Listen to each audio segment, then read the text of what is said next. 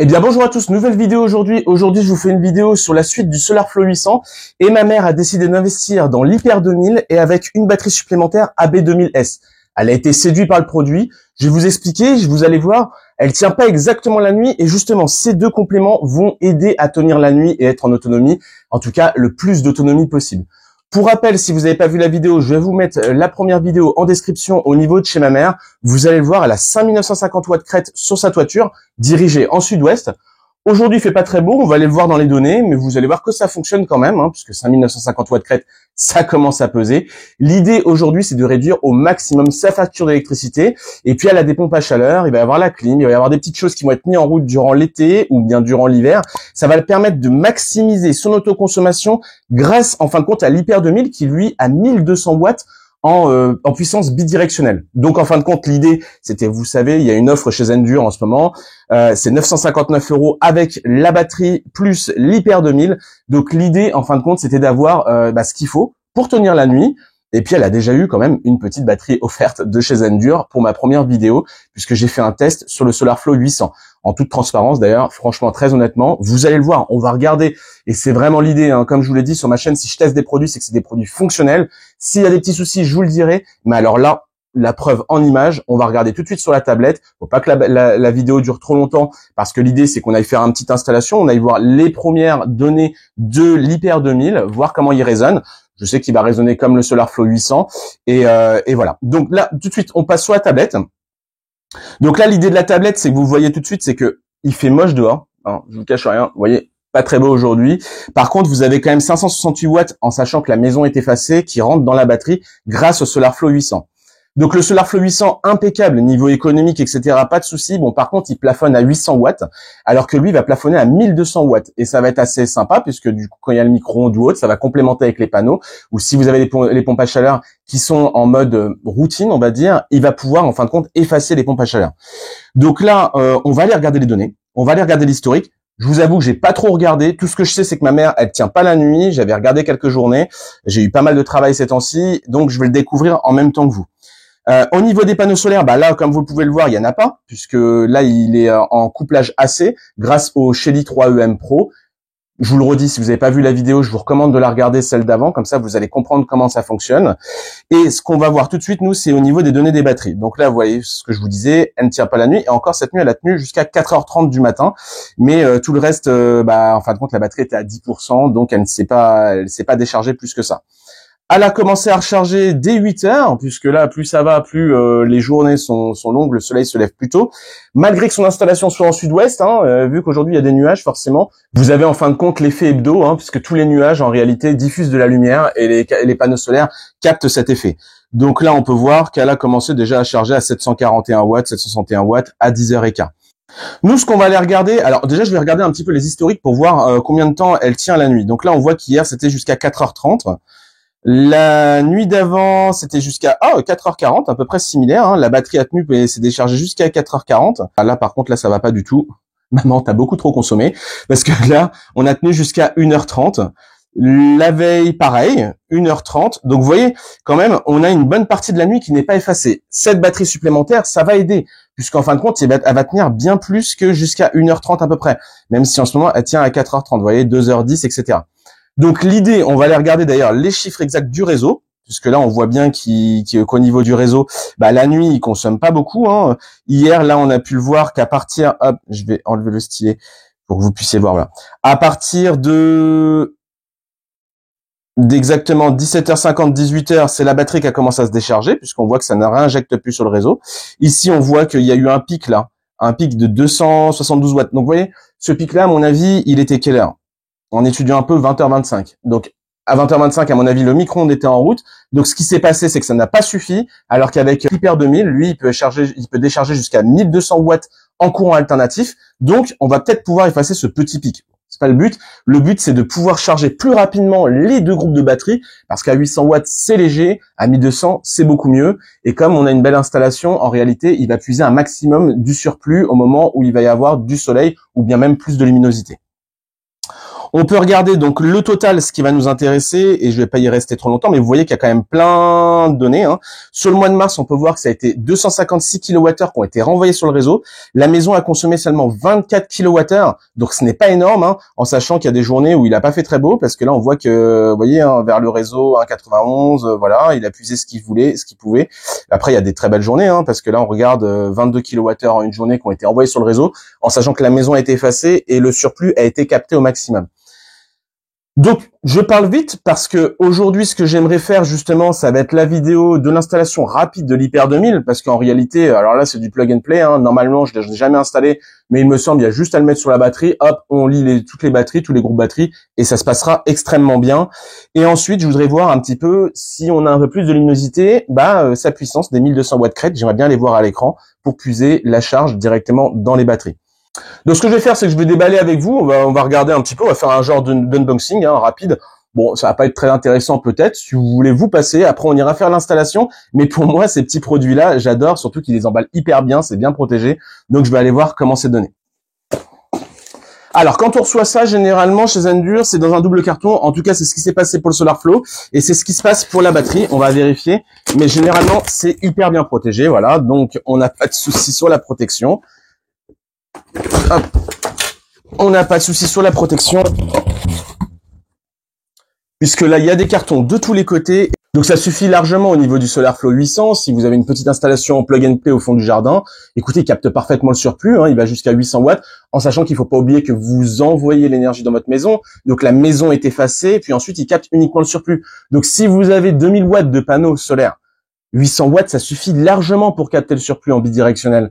Après, si vous avez plus, si vous avez une installation sur votre toit ou autre, l'Hyper 2000, c'est vrai que c'est une bonne option parce que lui peut aller jusqu'à 1200 watts en bidirectionnel, surtout si vous faites un empilement de batterie. L'idée, c'est qu'il faut qu'il charge au plus vite ses batteries, puisque ça va mettre du temps à charger. Donc, l'Hyper 2000. Alors, l'Hyper 2000, comment il se compose? Alors, il se compose de plusieurs choses. Je vous fais cette vidéo, vous avez peut-être déjà vu d'autres vidéos d'autres youtubeurs, moi c'est la première fois que je le découvre. Alors dans le photovoltaïque, j'ai quelques petites connaissances, donc c'est assez facile à expliquer comment ça fonctionne. Mais là, ce que vous voyez, c'est que vous avez donc vos ports MC4. Si vous avez déjà des panneaux plug and play, vous décidez de mettre la batterie en extérieur parce que elle peut aller en extérieur, il y a un chauffage interne, elle peut résister à basse température. Eh bien, c'est possible, vous la cachez derrière les panneaux avec l'Hyper 2000. Et là, vous sortez le micro-onduleur que vous avez sur vos panneaux et vous le mettez directement ici. Parce qu'ici, il y a les possibilités de mettre quand même 4 panneaux. Donc, si vous avez une petite installation de plug and play de 4 panneaux, vous pouvez très bien mettre tout de suite les MC4 sur les panneaux solaires. Alors, au niveau des caractéristiques des MC4, donc en sachant que moi je vais pas m'en servir pour les MC4, moi je vais m'en servir directement en bidirectionnel, en synchronisation couplage AC, puisque c'est pour les panneaux qui sont au-dessus, mais je vous en parle quand même. Donc là-dessus, vous pouvez mettre jusqu'à 4 panneaux. Il va pouvoir exploiter 900 watts par MPPT, d'accord? Ça veut dire que si vous branchez des panneaux de 500 watts ou autres, pas de souci, vous pouvez très bien mettre 2000 watts de panneaux solaires, simplement il va exploiter que 1800 watts au maximum. Une chose très importante, mais ne mettez pas des panneaux en série sur des entrées MC4.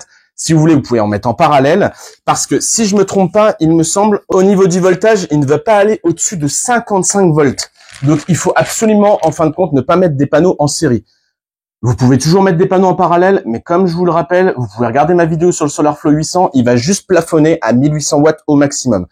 Ici, on a une petite clé qui doit être fournie avec pour pouvoir ouvrir et le coupler directement à la batterie. Ce que je vous propose, c'est qu'on va déballer la batterie tranquillement et puis on va le coupler devant la caméra avant de descendre et aller l'installer sur le premier AB 2000S qui est en bas en retirant le SolarFlow 800. Donc du coup, ça a été déballé, il y a beaucoup d'emballage. Je l'avoue qu'il protège énormément alors qu'elle est hyper solide, parce qu'il faut savoir que cette batterie-là, je vous l'ai montré dans la première vidéo, elle est extrêmement solide. Ils ont fait des tests de tous les côtés. Ça prend feu chez vous, c'est pas un souci. C'est fermé intégralement. Bon, évidemment, c'est un souci quand même, ça prend feu. Donc, elle sera endommagée. Mais en tout cas, elle est faite pour résister à tout choc, tout problème interne.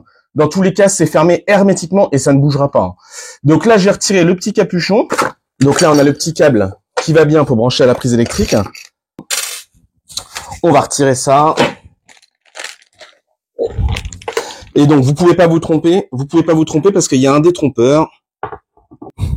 On sent quand même la solidité. Non, là, d'ailleurs, les petits supports, là, je viens de voir. Ça doit être pour les fixer directement à la batterie pour pas que ça se retire. Je vais regarder ça. En tout cas, on sent la solidité de l'affaire. On sent quand même la qualité de chez Zendure. On en a pour notre argent. Donc, ce que je vais faire, c'est que je vais le paramétrer. Je vais rester tranquillement ici parce que je vais pouvoir le rajouter sur l'application. Ensuite, je vais descendre. On va aller l'empiler sur l'autre. Je vous mettrai une petite vue. Et puis, ce qui va nous intéresser, c'est sur l'application. Je suis curieux de voir, en espérant qu'on va avoir un peu plus de luminosité pour voir si lui capte bien le surplus. Et le surplus, en l'occurrence, jusqu'à 1200 watts. Hop. Ici, on a un câble, donc un câble bien propriétaire, hein, parce que là, on voit quand même qu'il y a quand même 5 connexions. Alors, je sais pas si c'est pour la sécurité ou pas, parce qu'en final, on finit en 3G, hein, puisqu'on finit simplement avec une terre et puis une phase et un autre, d'avoir des petites communications, peut-être un thermomètre, c'est possible. Qui sait, vu toute la sécurité qu'il donne, à mon avis, ça m'étonnerait pas. On se retrouve tout de suite le temps que je connecte tout ça, et puis on va regarder sur l'application ce que ça donne. Eh bien, nous voilà sur l'application. Ce qu'on va faire, c'est que je vais faire la configuration rapide avec vous. Généralement, c'est vraiment du plug and play à brancher sur une prise. Ça, oui, mais généralement, l'application Zendure est vachement bien pour ça. C'est que c'est vachement intuitif et facile à configurer. Ce qu'on va faire tout de suite, c'est qu'on va aller ajouter un périphérique. Donc là, je fais ajout un nouvel appareil. Ici, on va aller sélectionner l'Hyper 2000. Là, il me demande que ça clignote au niveau du devant. Donc, on reste appuyé 3 secondes. 1, 2, 3. Hop, ça clignote. Ici, c'est opérationnel. On va faire suivant puisque ça clignote. On confirme que le voyant Wi-Fi est en train de clignoter. On attend un petit peu. Il a détecté tout de suite l'Hyper 2000, donc ça, c'est vachement bien. On configure. Ici, on peut configurer sans Internet, ce qui peut être important si vous n'avez pas Internet chez vous, ou bien sinon avec le réseau Wi-Fi, et c'est ce qu'on va faire tout de suite. On va le faire avec le réseau Wi-Fi. Hop, on fait suivant.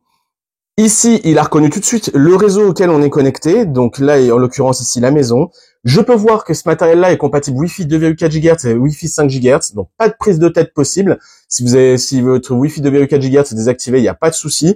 Bon, pour le Shelly 3EM Pro, il faut quand même du Wi-Fi 2,4 GHz. Donc gardez-le. Mais là, on voit quand même qu'il commence à passer le matériel avec les nouveaux Wi-Fi en fait. Et donc du coup, 5 GHz, ok. On fait suivant. On patiente. On va voir combien de temps ça va mettre. Donc l'appareil se connecte au routeur. Connecte-toi, fais-toi plaisir. Et puis on va voir ce que ça va donner par la suite. Et vous voyez qu'au niveau de la connexion, c'est super rapide. Et bien voilà, je suis descendu, j'ai tout mis. Donc connexion Wi-Fi, tout est OK. Ici, on a le SolarFlow 800. Ce que je vais faire, c'est que je vais empiler l'AB2000S directement sur celle qui est en dessous. Au niveau des petites choses, donc là, je vais débrancher ça, hein, puisque là, on va pas s'en servir. Le SolarFlow 800, évidemment, je vais le garder parce qu'il va pouvoir me servir déjà sur un autre site. Je sais déjà où le mettre. Et puis, je vais débrancher tout ça. On va voir comment ça se donne. Eh bien, écoutez, tout est nickel, tout est posé. Vous voyez, ça passe nickel au niveau du dessus de la table. Donc là, on est dans le garage, on est au frais, on est pas mal. J'ai juste mis un petit bout de carton juste en dessous. Ce qu'on va aller voir, c'est qu'on va aller voir les débuts donc du coup de la captation de l'énergie, hein, puisque là, on va aller le voir ça. On va se voir face cam pour la conclusion. Mais pour l'instant, le système se met bien de façon plug and play, hein. Il y a juste à empiler les batteries, puis ensuite suivre sur l'application. Franchement, c'est relativement simple. C'est un peu différent que le SolarFlow 800. Je trouve que sur le SolarFlow 800, c'est un peu plus intéressant au niveau des graphiques, etc. Pas au niveau des graphiques, mais au niveau surtout de l'interface. Vous allez le voir. Allez, on passe face cam, on se fait la petite conclusion. En tout cas, là, pour l'instant, c'est efficace. C'est en train de charger à 900 watts. Donc, tout va bien. Eh bien, nous voilà pour la conclusion. Donc, ce que je peux vous dire, c'est assez facile à mettre en place puisqu'il suffit de suivre sur l'application tout ce qu'il y a au niveau de chaque étape, en fait. Au niveau des batteries, vous retirez les capuchons, vous les empilez les unes sur les autres. Hein, on voit que ça se tient vachement bien. Vous avez de la visserie avec pour pouvoir bien les sceller et éviter que ça tombe. Moi, là, en l'occurrence, j'ai mis en mode intelligence sur les Hyper 2000. C'est un peu différent du SolarFlow 800. Le SolarFlow 800, ça se fait de façon automatique. C'est-à-dire qu'après, vous avez une option qui s'appelle HEMS. Et en fin de compte, cette option-là vous donne l'opportunité, en fin de compte, de coupler tout ça directement. C'est-à-dire avec le 3EM Pro et aussi avec le SolarFlow 800. Là, c'est un peu plus différent. Il faut le configurer, il faut juste suivre les étapes. Et vous voyez, on peut pas créer un système. Donc, c'est créer un système comme vous l'avez déjà vu dans mes vidéos et que vous l'avez vu tout à l'heure, avec la maison dessinée, etc. Là, en fait, vous allez dans vos appareils, vous allez directement dans votre batterie. Et là, votre batterie, vous voyez qu'en fin de compte, là, actuellement, il y a une consommation de 317 watts à la maison. Forcément, en fait, vous avez du soleil, mais il est exactement 12h20 et ma mère est en train de faire à manger. Donc, en l'occurrence, le four est allumé. Donc, la batterie est en train de compenser. Ce qu'on peut voir, c'est qu'on peut voir chaque batterie, c'est-à-dire chaque pourcentage de batterie. On voit que la batterie numéro 2 est à 84%, la numéro 1 83%, 28 degrés, 16 degrés, forcément. 28 degrés, c'est celle qui chargeait depuis tout à l'heure. Et 16 degrés, c'est celle que je viens de mettre en place. qui a été livré, mais qui était, je crois, qui traînait, oui, qui était au garage, exactement. Donc on peut voir que c'est assez intuitif, hein, ça s'ajoute directement. Ici on voit un x2, on peut en mettre plusieurs, des batteries. Ici au niveau de la sortie, donc en fin de compte ce qui va se passer, ce sera soit le surplus qui va être disposé, soit sinon ce qui va se passer, ça va être tout ce qui va être capté par la batterie pour emmener directement dans la batterie. Donc là, ça marche très bien. Au niveau des statistiques, on aura quand même les statistiques du jour, hein, puisque là, on voit directement les graphiques de ce qui se passe. On peut cocher tout ce qu'on a besoin. Si vous avez des panneaux solaires, vous verrez les panneaux solaires. Si vous avez ici tout ce qui est de la maison, c'est-à-dire l'utilisation de la maison avec la consommation, vous la verrez ici. Et puis, nous, ce qui nous intéresse surtout, ça va être la batterie, voir ce qu'il en est. Hein. Là, on voit bien que, si vous voulez, on a même eu tout à l'heure un petit pic rapide, en sachant qu'il fait pas très beau, un pic à 832 watts. Je sais que j'ai eu du 900 watts tout à l'heure. Donc je pense que ouais, ça n'a pas été affiché, mais pourtant il y avait eu du 900 watts. Et là, vous pouvez voir qu'après, par la suite, direct, quand le four a été mis en route, ça s'est mis tout de suite en fonctionnement pour pouvoir effacer la puissance électrique du four. On va laisser tourner quelques temps, on va laisser tourner quelques jours, quelques semaines. Je reviendrai faire une petite vidéo, donc conclusion, comme je l'ai pu le faire pour le SolarFlow 800, pour voir ce que ça donne. Ce que je peux voir tout de suite, de toute façon, c'est que c'est assez réactif, que ça se passe très bien. Au niveau de l'air, alors franchement c'est pas quelque chose qui est fait pour faire forcément joli, mais c'est vrai que l'Hyper 2000 plus la batterie, vous pouvez très bien le mettre chez vous, c'est assez sympa, c'est esthétique, donc pas de souci si vous avez besoin de le mettre, je sais pas, dans un salon ou quelque part comme ça. Bon, même si vous pouvez le mettre quelque part où vous voyez pas, c'est toujours bien, hein, voilà. Je vous remercie en tout cas à tous d'avoir regardé la vidéo. Si vous avez des questions, posez-les-moi dans les commentaires. Il n'y a pas de souci, j'y répondrai. Et puis je vous dis à très vite pour d'autres batteries, d'autres choses à tester. Et puis voilà, hein, maximiser en tout cas l'autoconsommation. Comme vous avez pu le voir, l'électricité en achat de surplus est passée à 4 centimes, ce qui est totalement ridicule. Donc ces petits systèmes-là, quand vous posez des panneaux solaires, c'est primordial pour pouvoir capter votre surplus. Allez, je vous dis à très vite.